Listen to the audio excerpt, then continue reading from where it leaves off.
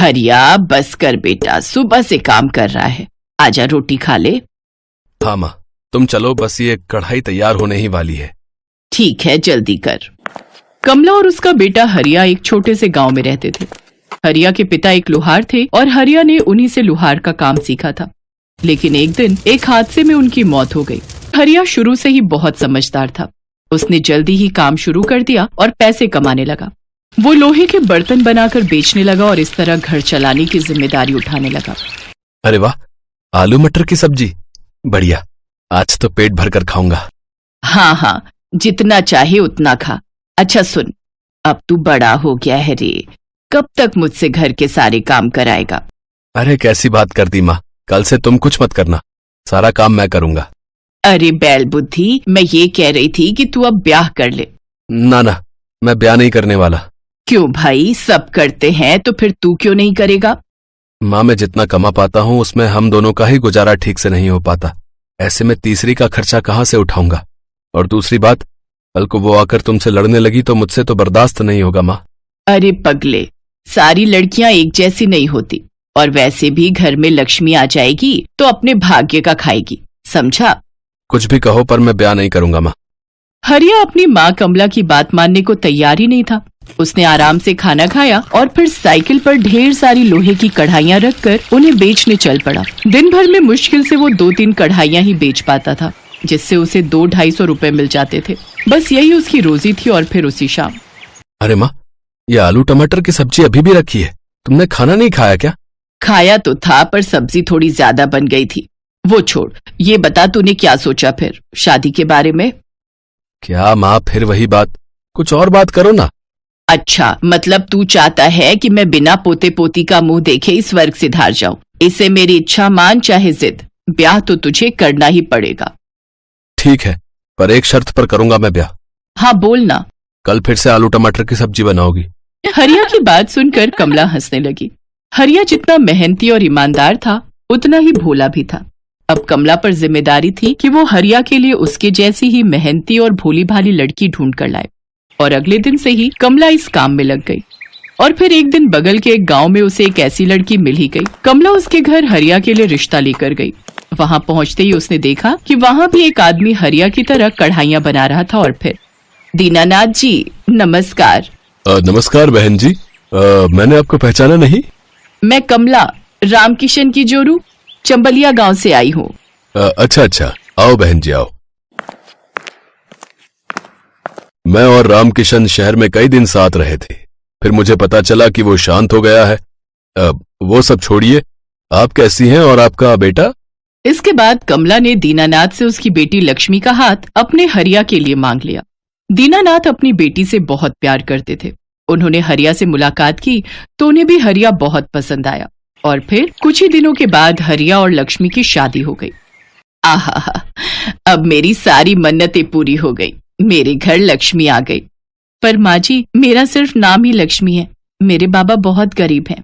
हाँ तो हमारे पास कौन सा ताजमहल है, तू हमारी लक्ष्मी है और हमेशा हमारी लक्ष्मी ही रहेगी। लक्ष्मी वाकई बहुत समझदार और मेहनती थी। उसने जल्द ही घर का सारा काम संभाल लिया। ये देखकर हरिया को बड़ा सुकून मिलता था। फिर एक दिन, माँ जी, मैंने कभी आपको कुछ मीठा बनाते नहीं देखा। हाँ, ये बात तो तुमने ठीक कही। चलो एक काम करो, जाओ आज तुम सबके लिए सेवई बनाओ, ठीक है? ठीक है माँ जी। लक्ष्मी फौरन बाजार से दूध खरीद कर ले आई और उसे लोहे की कढ़ाई पर गर्म करने लगी। लेकिन थोड़ी ही देर में सारा दूध फट गया, क्योंकि दुकानदार ने उसे पुराना दूध दे दिया था। लक्ष्मी को बड़ा बुरा लगा, लेकिन फिर वो कुछ सोचने लगी। ये क्या हो गया, कितना महंगा आया था दूध, अब मैं क्या करूं? कुछ तो करना ही पड़ेगा। इस फटे दूध का पनीर बना लेती हूँ और फिर खाने में पनीर की सब्जी। कमला ने उस फटे हुए दूध से पनीर बनाया। अरे वाह, देखने में तो बढ़िया लग रहा है, पता नहीं इनको और माँ जी को पसंद आएगा कि नहीं। उस दिन लक्ष्मी ने बहुत प्यार से और ध्यान से पनीर की सब्जी बनाई, वो भी बिल्कुल नए तरीके से और अपनी लोहे की कढ़ाई में। फिर शाम को जब हरिया काम पर से लौटा, आ गए आप, जल्दी से हाथ मुंह धो लीजिए, आज पनीर की सब्जी बनाई है। पनीर? क्या बनाया है, मटर पनीर या शाही पनीर? ना। तो फिर पनीर टिक्का या कढ़ाई पनीर? हाँ, कढ़ाई पनीर है, मगर पनीर टिक्का की तरह। जल्दी से खाकर बताइए ना कैसा बना है। ये कहते हुए लक्ष्मी ने लोहे की कढ़ाई में बना कढ़ाई पनीर हरिया और कमला के सामने परोसा। और जैसे ही कमला और हरिया ने पहला निवाला खाया तो वो दंग रह गए। उन्होंने आज तक ऐसा कुछ नहीं खाया था। वो भर भर कर लक्ष्मी की तारीफ करने लगे और तभी दरवाजे पर दस्तक हुई। लक्ष्मी के पिता दीनानाथ आए थे। लक्ष्मी ने उन्हें भी अपना कढ़ाई पनीर खिलाया। दीनानाथ भी इस नए तरीके का कढ़ाई पनीर खाकर बहुत खुश हुए और फिर, पता है माँ जी, मैंने आज इस कढ़ाई पनीर को बनाने में बहुत मेहनत की। हाँ, वो दिख भी रहा है बहू, कमाल बनाया है तुमने। माँ जी, मैं क्या सोच रही थी, क्या मैं छोटा सा ढाबा खोलकर यही कढ़ाई पनीर बनाकर बेचूं? कैसा रहेगा? बेटी, इसमें कोई शक नहीं कि तुम्हारी सब्जी बहुत अच्छी है, पर ढाबा खोल सके उतने पैसे हमारे पास नहीं है। आप फिक्र न करें बहन जी, हम सब मिलकर लक्ष्मी की इच्छा पूरी करेंगे। आप लोगों ने मेरी लक्ष्मी को बहुत प्यार दिया है, तो उसे भी एक मौका मिलना चाहिए अपने परिवार के लिए कुछ करने का। 1 महीने के अंदर ही दोनों परिवारों ने मिलकर एक छोटा सा ढाबा खोल लिया, जहां लक्ष्मी अपना खास लोहे की कढ़ाई और भट्टी में भुना कढ़ाई पनीर बनाकर बेचने लगी। पहले ही महीने लक्ष्मी ने पूरे 20,000 रुपए कमाए और फिर बीतते वक्त के साथ लक्ष्मी के बनाए पनीर को खाने वाले भी बढ़ते गए और उसकी तरक्की भी। और इस तरह लक्ष्मी ने वाकई अपने परिवार के भाग्य खोल दिए।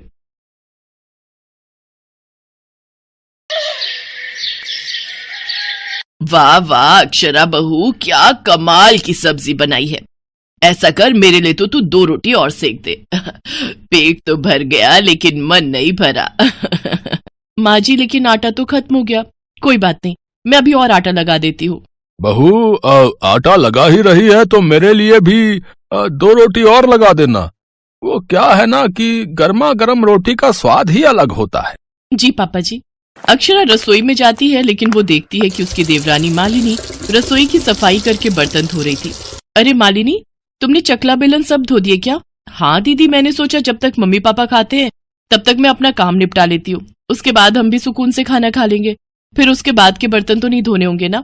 हाँ, लेकिन अभी मम्मी जी और पापा जी को 2-2 रोटी और खानी है। क्या? लेकिन अभी तो मैं सबसे पूछ कर आई थी तो उन्होंने मना कर दिया था, और अब 2 मिनट में फिर रोटी मांगने लगे। हाँ, आटा भी फिर से लगाना पड़ेगा और किचन की सफाई और बर्तन फिर से धोने होंगे। कभी कभी तो मुझे लगता है ना कि ये रसोई नहीं ढाबा है, ढाबा जो हर वक्त चलता ही रहता है। अरे बहू, अभी तक रोटी बनी नहीं क्या? पता नहीं दोनों सारा दिन क्या करती रहती हैं। 2-2 बहुएं हैं, फिर भी खाना टाइम से नहीं मिलता है। जब देखो दोनों आपस में गुटरगू करती रहती हैं। भाभी, मुझे और चावल खाने हैं, 1 कटोरी ला दो ना। लेकिन रेखा, चावल तो सारे खत्म हो गए, जो भी थे पापा जी और तुम्हें दे दिए। ऐसे कैसे खत्म हो गए? पूरा 1 क्विंटल का कट्टा रखा है स्टोर रूम में, और तुम मेरी बेटी को 1 कटोरी चावल देने से भी मना कर रही हो। देखा माँ, भाभीयों के राज में तो खाने को भी तरसना पड़ रहा है। अब यहाँ खड़े खड़े मेरा मुंह क्या देख रही है? जा जल्दी से कुकर में 1 सीटी लगवा दे। चावल तो कुकर ने बनाने हैं, तूने थोड़ी ना। अक्षरा गुस्से में रसोई में जाती है। अरे मालिनी, ला कुकर भी इधर दे। दीदी, मेरा क्या फायदा हुआ बर्तन धोने का? आप एक एक करके फिर सब ले रही हो। अरे तो क्या करूं? तू कितना भी घिस ले, हम लोगों की मेहनत तो इस घर में किसी को नजर आने वाली नहीं। कपड़े मशीन धो देती है, चावल कुकर बना देता है, साबुन बर्तन धो देता है, और हम दोनों दिन भर झक मारते हैं। दीदी, ये तो रोज का ही ड्रामा हो गया है इस घर का। किसी को आखिर में 1 रोटी तो किसी को 1 कटोरी चावल और चाहिए। अरे बर्तन तो पूरे ही गंदे होते हैं ना। ला अब दे ना बर्तन, अब हम और कर भी क्या सकते हैं? अगर नहीं दिया खाना तो लोग कहेंगे 1 कटोरी चावल और रोटी के लिए बहू ने अपने ससुराल वालों को तरसा दिया। दोनों बहुएं फिर से काम पर लग जाती हैं। इसी तरह वो दोनों सारा दिन किचन में ही लगी रहती, जिस वजह से वो ना तो ठीक से अपने बच्चों की पढ़ाई पर ध्यान दे पाती और ना अपने पतियों के कपड़े समय से प्रेस कर पाती। उन दोनों के एक बच्चा है। सास ससुर और ननद को मिलाकर कुल 9 लोगों का परिवार है। इतने सारे लोगों के लिए खाना बनाने और खिलाने और उनके बर्तन धोने में ही इनका सारा दिन निकल जाता है। दीदी, हम दोनों का सारा दिन रसोई में ही निकल जाता है। कभी कभी तो ऐसा लगता है ये लोग घर में बहू नहीं बल्कि रसोईया ब्याह कर लाए हैं। बात तो तेरी एकदम सही है, सारा दिन ठूस ठूस कर कद्दू की तरह बनते जा रहे हैं। अरे घर में 2-2 बहुएं पकाने के लिए, इसका मतलब ये थोड़ी ना कि तुम 4 दिन का राशन 1 दिन में ही खा जाओ। और तो और अब तो बच्चे भी बड़ों की देखम देखी करने लगे हैं। मालिनी, अब हमारा भी बेशरम बनने का वक्त आ गया है। इनकी अकल ठिकाने लगाने का ना मेरे पास एक आइडिया है, जरा कान इधर तो दे। अक्षरा अपनी देवरानी मालिनी को सारा प्लान समझा देती है। फिर अगले दिन सुबह की चाय में वो ढेर सारा मीठा डालती है और फिर चाय पीने के बाद अपनी सास से कहती है, मम्मी जी लाइए जरा मैं आपका शुगर नाप दूं। लेकिन बहू मुझे क्या हुआ है? हुआ नहीं है तो हो जाएगा। ये देखिए आपका शुगर कितना बढ़ा हुआ है। मैं अभी डॉक्टर को बुलाकर आपका सारा हेल्थ चेकअप करवा देती हूँ, कहीं आपको कुछ हो गया तो। अरे शुभ शुभ बोल मरे मेरे दुश्मन। अच्छा तू डॉक्टर को बुला ले, लगे हाथ तेरे पापा जी का भी चेकअप करवा लेंगे। कुछ देर बाद डॉक्टर घर आता है। अरे अरे माता जी, अपने वजन पर कंट्रोल कीजिए, नहीं तो ये शुगर आपकी जान लेकर छोड़ेगा। और अंकल जी, आपका वजन तो और दुगनी तेजी से बढ़ रहा है। आपको अपने खाने पर कंट्रोल करना है और 2 रोटी से ऊपर नहीं खानी। हे भगवान, ये डॉक्टर तो हमारे खाने के पीछे ही पड़ गया। माता जी, आपको बुढ़ापे तक स्वस्थ रहना है और पोते पोतियों को बड़े होते देखना है, तो खाना तो कंट्रोल करना ही पड़ेगा ना। नहीं नहीं, मुझे इतनी जल्दी नहीं मरना। बहू तू ना आज से मेरे लिए 2 ही रोटी बनाना। डॉक्टर उन सबका ब्लड सैंपल ले जाता है और शाम को रिपोर्ट लेकर आता है। माता जी, मैंने कहा था ना आपको शुगर है। अब से आपको चावल, आलू और मीठा नहीं खाना है। और बाबूजी, आपको भी कोलेस्ट्रॉल की दिक्कत है, इसलिए आपको भी अपने खाने पर अब से ध्यान देना है। और रेखा, तुम्हारा भी वजन उम्र के हिसाब से ज्यादा है, इसलिए तुम्हें भी अपने खाने पर ध्यान देना होगा। अभी तो तुम्हारी शादी भी नहीं हुई, तुम्हारे शरीर को तो अभी कई बदलावों से गुजरना है। डॉक्टर ये कहकर वहां से चला जाता है। शाम को सब खाने की टेबल पर बैठते हैं तो रेखा कहती है, भाभी 2 चम्मच चावल लाना तो। ये लो रेखा, 2 चम्मच चावल। आप तो सच में 2 चम्मच लाई हो। हाँ तो इस घर की बहू हूँ, सबका ध्यान रखना मेरी जिम्मेदारी है। बहू मुझे बस आधी रोटी और देना। नहीं सासू माँ, डॉक्टर ने आपको 2 रोटी से ज्यादा खाने के लिए मना किया है और आपने ही तो कहा था कि अब से 2 ही खाऊंगी, इसलिए आपकी और रोटी नहीं बनाई। और अब हमने सबका खाना हिसाब से बनाने के बाद किचन बंद कर दिया है। आज सब आधा आधा पेट खाना खाकर चुपचाप अपने अपने कमरों में चले गए। तो वहीं दोनों बहुओं ने भी आज पहली बार समय पर खाना खाया और फिर अपने कमरों में चली गई। अक्षरा के इस आइडिया से सबकी आदत और सेहत में काफी सुधार आ गया था। सास ससुर और रेखा वॉक पर जाते, अपनी डाइट पर कंट्रोल करते और खुद के खाने पर ध्यान देते। अक्षरा के उस आइडिया में डॉक्टर भी शामिल था। दरअसल वो डॉक्टर और उसकी वो रिपोर्ट दोनों ही झूठी थी। वैसे तो कहते हैं कि झूठ बोलना पाप है, लेकिन अगर उस झूठ से किसी का भला हो तो उसमें कोई बुराई भी नहीं है। सुबह से रेखा 3 बार हलवा बनाकर देख चुकी थी, पर हलवा फिर भी परफेक्ट नहीं बन रहा था। रेखा गुस्से से झुंझला गई। क्या मम्मी, ये हलवा वलवा मेरे से नहीं बनेगा, मैं नहीं बना रही। सुबह से 3 बार कोशिश कर चुकी हूँ, कभी चीनी कम हो जाती है, कभी घी कम रह जाता है। अब देखो कैसा पतला पानी बन गया है। रेखा पिछले 1 हफ्ते से तुझे सिखा रही हूँ, पर जब भी सामग्री नापने लगती हो तेरा ध्यान पता नहीं कहाँ चला जाता है। सोशल मीडिया में देखकर भी तू नहीं सीख पाई। अब तो लगता है कि तू शादी होकर जाए तो हलवा किसी जादू से बन जाए, वरना तेरी सास तो मुझे ही ताने सुनाएगी कि बेटी को कुछ सिखाकर नहीं भेजा। मम्मी काश तुम्हारी बात सच हो जाए और मुझे कोई ऐसी तरकीब मिल जाए कि जादू से हलवा बन जाए। ऐसे जादू से सब कुछ बनने लगता ना तो आज तुम्हारी माँ रसोई में पूरा दिन जादू से ही खाना बना रही होती। ये सब किस्से कहानियों में ही होता है कि जादू से हलवा बन जाए, सच में ऐसा कभी नहीं होता। पर रेखा के मन में ये बात घर कर गई। 15 दिन बाद उसकी शादी थी और उसकी सास ने पहले ही कह दिया था कि उनके यहाँ नई बहू के हाथ से सबसे पहले हलवा ही बनवाते हैं। रेखा अब इसी सोच में पड़ गई कि काश वो भी जादू से हलवा बना ले। सर्दियों के दिन थे। एक दिन रेखा बाजार से शादी की शॉपिंग करके आ रही थी। वो अपनी मम्मी से बोली, मम्मी घर का सारा काम हो गया है, आप इसी रिक्शा पर ये थैलियां लेकर घर चलो, मैं जरा शीतल के घर होकर आती हूँ। उसके घर से मुझे अपना मेकअप का किट उठाना है। उसने मेरे लिए कुछ सामान ऑनलाइन मंगवाया था। शाम के समय ज्यादा ठंड में घूमो नहीं, वरना बीमार पड़ जाओगी। फिर आपको 2 दिन बाद मेरी शादी में लगना ही है। हाँ तू ठीक कह रही है, पर तू जल्दी आ जाना। ठीक है मम्मी, तुम आराम से घर जाओ, मैं दूसरा रिक्शा ले लेती हूँ। इतनी ठंड लग रही है, आज तो सबसे ठंडा दिन है और ठंडी हवा भी चल रही है। मेरे पास गर्म शॉल है, वही ओढ़ लेती हूँ। रेखा शॉल निकालकर ओढ़ने ही लगती है कि तभी उसकी नजर सामने पेड़ के नीचे ठंड से ठिठुरती हुई एक बूढ़ी औरत पर पड़ जाती है। आसपास लोग गुजर रहे थे, पर कोई भी उस बूढ़ी औरत की तरफ नहीं देख रहा था। रेखा उस बूढ़ी औरत के पास जाती है। अरे ठंड इतनी ज्यादा है अम्मा, पर आपने कोई भी स्वेटर या गर्म कपड़ा नहीं पहना। नहीं बेटी, मैं बहुत गरीब हूँ, मेरे पास पहनने के लिए गर्म कपड़े और स्वेटर नहीं है। अम्मा ये लो, मेरे पास कुछ गर्म कपड़े और शॉल है, ये लो, ये आपके काम आएंगे। आप ये पहनो, तब तक मैं आपके लिए सामने की दुकान से कुछ खाने का और गर्म चाय लेकर आती हूँ। वो बूढ़ी औरत गर्म कपड़े पहन लेती है। इतनी देर में रेखा उसके लिए चाय और खाने का सामान ले आती है। बूढ़ी औरत बहुत खुश होती है। बेटी, तुम बहुत अच्छी हो, तुमने मेरी बहुत मदद की है, वरना आज के जमाने में किसी गरीब की कोई इतनी मदद कहाँ करता है। देखते ही देखते वो बूढ़ी औरत एक सुंदर परी के रूप में आ जाती है। घबराओ नहीं, मेरा नाम नीलम परी है। मुझे पृथ्वी लोक पर एक बूढ़ी औरत के रूप में रहने का दंड मिला हुआ था। मैंने परी लोक में एक बूढ़ी परी का मजाक उड़ाया था, इसलिए उन्होंने मुझे दंड दिया था कि मैं तब तक पृथ्वी लोक में रहकर एक गरीब बूढ़ी औरत का जीवन व्यतीत करूंगी जब तक कोई खुद से मेरी मदद नहीं करेगा, और जब कोई दयालुता के साथ मेरी मदद करेगा तो मैं वापस अपने रूप में आ जाऊंगी। पिछले 3 दिन से मेरी किसी ने भी मदद नहीं की।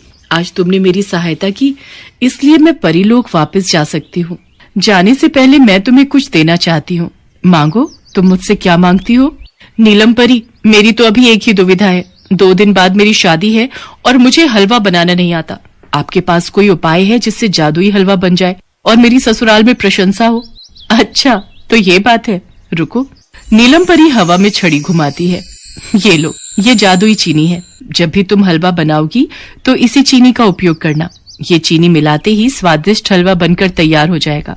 आपका बहुत बहुत शुक्रिया नीलम परी, आपने बहुत बड़ी मुश्किल हल कर दी।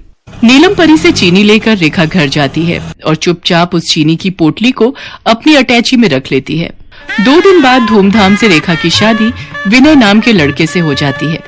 देखो रेखा बहू, तुम्हारी जेठानी वर्षा ने पहली बार बहुत ही स्वादिष्ट हलवा बनाया था। तब वर्षा ने हम सबका दिल जीत लिया था। आज तुम्हें भी सब मेहमानों के लिए स्वादिष्ट हलवा बनाना है। नीलम परी की दी हुई चीनी से हलवा बना लेती हूँ। जादुई हलवा खाकर ये सब मेरी तारीफों के पुल बांध देंगे। और ऐसा ही हुआ। रेखा ने नीलम परी की दी हुई चीनी जैसे ही मिलाई, हलवा तैयार हो गया। हलवा खाकर सबने रेखा की बहुत तारीफ की। आखिर जादुई हलवा बना ही बहुत स्वादिष्ट था। रेखा की तारीफें सुनते देख उसकी जेठानी जल भुन रही थी।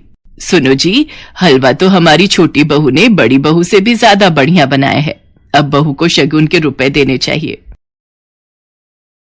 हाँ रेखा बहू, हलवा वाकई में बहुत स्वादिष्ट बना है। सभी मेहमानों ने तुम्हारे हाथ के बने हलवे की बहुत तारीफ की। रेखा बहू, कल घर में महापूजा है और मैं चाहती हूँ कि हलवा तुम ही बनाओ। बड़ी बहू पूरी सब्जी बना लेगी। तुम्हारी शादी के बाद कुलगुरु घर में पहली बार आ रहे हैं, तो अच्छे से उनका स्वागत होना चाहिए। और हमारे घर के रीति रिवाजों के अनुसार कुलगुरु को हम भोजन में सबसे पहले नई बहू के हाथ का हलवा ही खिलाते हैं। ठीक है माँ जी, मैं बना लूंगी। रेखा अपनी अटैची में से चीनी की पोटली निकाल रही थी, तभी उसकी जेठानी उसे देख लेती है। ये चीनी तो मेरे लिए बहुत लकी है। अगर ये चीनी ना हो तो मैं स्वादिष्ट हलवा बना ही ना पाऊं। वैसे मैं इस पोटली में से जितनी चीनी निकालती हूँ उतनी बढ़ जाती है। ये बहुत अच्छी बात है। ये सब नीलम परी के जादू का कमाल है। अच्छा, तो ये बात है। ये रेखा हलवे में इस चीनी का इस्तेमाल करती है, वरना इसका हलवा इतना स्वादिष्ट हो ही नहीं सकता। मैं भी देखती हूँ अब ये कल हलवा कैसे बनाती है। अगले दिन रेखा पूजा के लिए हलवा बनाने लगती है, पर जैसे ही वो अटैची देखती है, चीनी की पोटली गायब थी। वो परेशान हो जाती है। रेखा रोने लगती है। उसे कुछ समझ नहीं आ रहा था, पर उसे हलवा बनाना भी जरूरी था क्योंकि उसकी सास उसे बार बार आवाज लगा रही थी। रेखा को हलवा बनाने की आदत पड़ गई थी। वो अपनी समझ से सारी सामग्री डालकर हलवा बनाती है। कुलगुरु हलवे की बहुत तारीफ करते हैं। ये देखकर रेखा अचंभित हो जाती है। मैंने तो इस बार हलवे में नीलम परी की दी हुई चीनी डाली ही नहीं थी, फिर भी मेरे हाथ का हलवा इतना स्वादिष्ट बना था। ये कैसे हो सकता है? मैंने तो चीनी की पोटली छुपा दी थी, फिर रेखा ने हलवा पहले जैसा स्वादिष्ट कैसे बना लिया? तभी रेखा के सामने नीलम परी प्रकट होती है। रेखा, चिंता करने की कोई बात नहीं है। तुम्हारी जेठानी वर्षा ने चीनी की पोटली छुपा दी थी, पर तुम्हें ये ज्ञात ही नहीं कि तुमने बार बार हलवा बनाने का अभ्यास किया और तुम खुद से ही स्वादिष्ट हलवा बनाने लगी। व्यक्ति जब किसी चीज का अभ्यास करता है तो वह उस कार्य में निपुण हो जाता है। जैसे आज तुम हलवा बनाने में हो चुकी हो। अब तुम्हें मेरी दी हुई जादुई चीनी की कोई जरूरत नहीं है। नीलम परी की बातें सुनकर रेखा बहुत खुश होती है और उसकी जेठानी अपना समूह लेकर वहां से चली जाती है।